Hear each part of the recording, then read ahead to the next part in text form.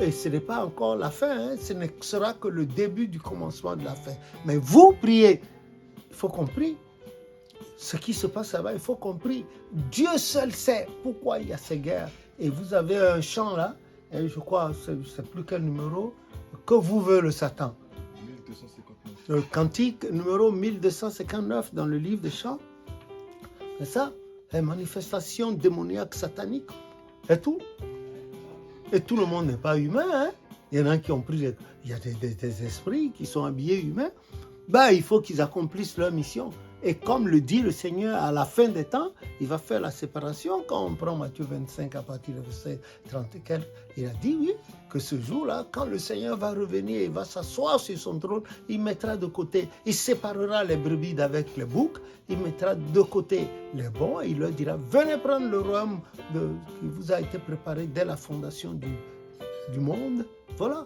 Et les autres, il leur dira aussi quelque chose. Mais quant à toi, ce que tu as posé comme question, si j'ai fouillé un peu à gauche, à droite, c'était juste pour te rassurer, pour te dire que ce qui se passe avait été déjà prédit par le Seigneur Jésus, le Seigneur Jésus-Christ. Et moi, je rends grâce à Dieu parce que les prophéties qu'il a faites, les prédictions qu'il a faites se réalisent pas à pas. Et quand on retourne dans Ésaïe 42, 3, 42, 43, 44, le Seigneur a dit, qui en dehors de lui est-il Dieu? Qui peut faire des prédictions? Que celui-là vienne ici montrer qui a fait des prédictions. C'est l'Éternel seul qui peut faire des prédictions. Voilà ce qui se passe. C'est vrai, ça fait pitié. Ça fait pitié parce que, en principe, ceux qui fabriquent les armes là, selon moi, les gens vont trouver que je suis simplé. Je ne suis pas simplé, c'est ma réalité. Et Matthieu 5, 9 dit, heureux celui qui procure la paix car il sera appelé fils de Dieu. C'est pour cela que moi je demande tout simplement à ces gens-là, si Dieu leur a donné un certain degré d'intelligence, eh bien qu'ils trouvent, qu'ils fabriquent des médicaments qui vont enrayer toutes les maladies de la terre. Et la terre sera un havre de paix, un jardin d'Éden, où chacun trouvera son compte. Et comme la Bible a dit que celui qui mourra à 100 ans sera maudit, il faut que les gens vivent longtemps. Et peuple la terre, comme le Seigneur l'a dit dans Genèse chapitre 1, 26, 27, 28, il a dit, voilà, remplissez la terre, soyez bénis. Il est béni, soyez féconds, multipliez, remplissez la terre. Les gens devaient trouver des âmes qui enrayent les maladies, qui empêchent les maladies de venir. Et ensuite, pour développer l'agriculture, qu'il y ait l'autosuffisance alimentaire, l'autoconsommation, que les gens mangent à moindre frais.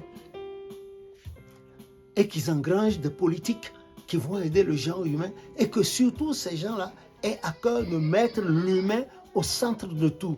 Si ces gens-là mettent l'humain au centre de tout, tu vois, le monde, ce n'est pas idéaliste ce que je dis, mais c'est ce que la Bible et les Saintes Écritures ont dit et c'est ce à quoi nous devons lutter chaque jour. Donc, quant à toi, une fois encore, cher ami, l'important, hélas, il ne faut pas craindre. Il ne faut pas craindre. Le Christ a dit, quand ça va se passer, priez, priez, priez, priez, ça se passera. Voilà, ça se passe comme le Seigneur a dit. Voilà.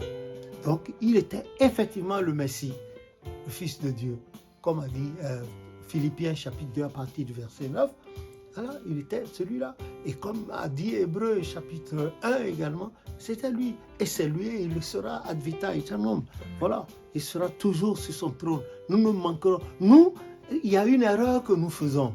En plus, j'ajoute ça à la réponse que je fais à ta question. Il y a une grosse erreur que nous faisons. Vous voyez, les gens... Moi aussi, il m'est arrivé plus d'une fois de suivre des informations. Toi, tu as parlé de télévision. Moi, je ne regarde pas la télé. Ceux qui regardent la télé en sont dégoûtés parce qu'ils disent que la télé ment. Que la télé ment. Moi, je ne regarde pas la télé. De temps en temps, c'est l'ordinateur, l'écran, et je travaille là-dessus. Mais avant, je m'attardais un peu sur les nouvelles de ce monde-là. C'est des trucs qui vous désarticulent. Moi, je ne suis pas dans ce deal-là. Je ne suis pas là-dedans. Et puis, moi, je conseille aux gens, il y a la Bible. Si vous voulez regarder, travailler à à l'Internet, faites votre travail et puis laissez le reste à Dieu.